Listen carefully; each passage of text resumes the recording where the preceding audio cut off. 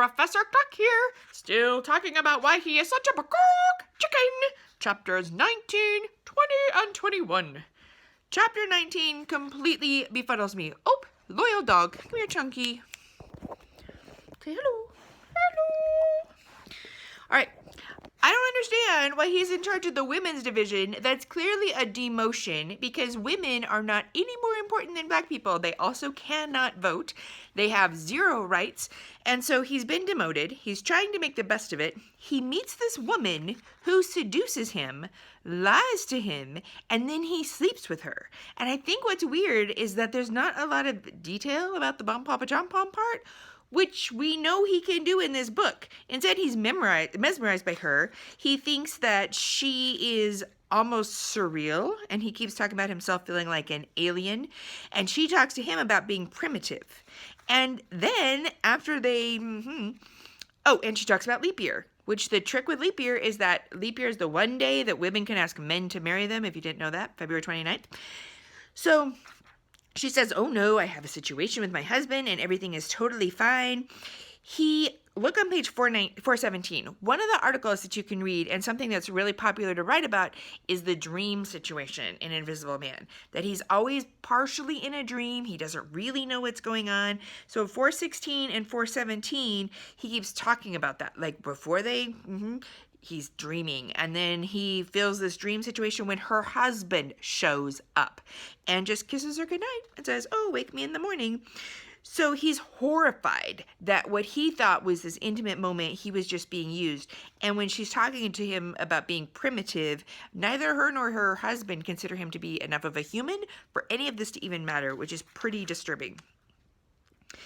Then chapter 20 is the chapter I hate the most because it's the death of Todd Clifton, which doesn't make a lot of sense. Okay, there was a hint about this before. Clifton had said when he was talking about Raz the Destroyer, and Raz almost killed him and Raz didn't, he said, sometimes you have to be outside of the norm. And it was a weird thing for him to say, and I noticed it. Well, now Clifton has just disappeared, and we really don't know what has happened with Clifton, but he gone. And now he's selling Black Sambo dolls, which Sambo is a very negative. It's kind of like the bank. You have this kind of exaggerated black face, and he's a doll that is controlled by strings. So obvious imagery situation there.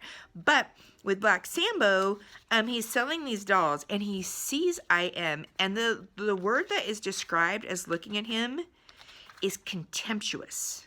Like it says, I'm on 433. For a second, our eyes met, and he gave me a contemptuous smile. Then he spieled again. I felt betrayed. I looked at the doll and felt my throat constrict. The rage welled behind the phlegm as I rocked back on my heels and crouched forward. A flash of whiteness. Shocking. So he's really upset about the situation and that Todd Clifton is doing that. But Clifton has like a death wish. It's almost like suicide by cop. The cops come, they yell at him. He won't back down. He's described as being somebody who's spinning around like an dancer. Remember, he's the Black Sambo doll. And then he describes him a little bit like a bird. There's the flapping of wings, the pressure in his eyes, his Slavic eyes. What does it mean, I wonder? Turned back. And there's 3 cops, one watching, one looking for Clifton. And Clifton is clearly dead. And so poor Clifton. Rest in peace. In fact, disrespectfully, the bird thing continues when he says he's a cooked pigeon. It says he bowed his head to the final tribute. Now walking away in the sun, I tried to erase the scene from my mind. He goes back to his weird little people, and he does another Black Sambo thing. He says on 440, I stared as they seemed to move like dancers in some kind of funeral ceremony, swaying, going forward, their black faces secret, moving slowly down the subway platform, the heavy plated shoes making rhythmic tapping as they moved. Everyone must have seen them, or heard their muttered laughter, or smelled the pomade of their hair, or perhaps failed to see them at all. They were men outside historical time. They didn't believe in the Brotherhood, no doubt had never heard of it. Or perhaps, like Clifton, would mysteriously have rejected its mysteries, men of transition, whose faces were immobile. He sees all these men coming in from the south, and he realizes it's all just a joke. So he goes, chapter end of 20, he finally says, I realized that I had been dreaming the whole time.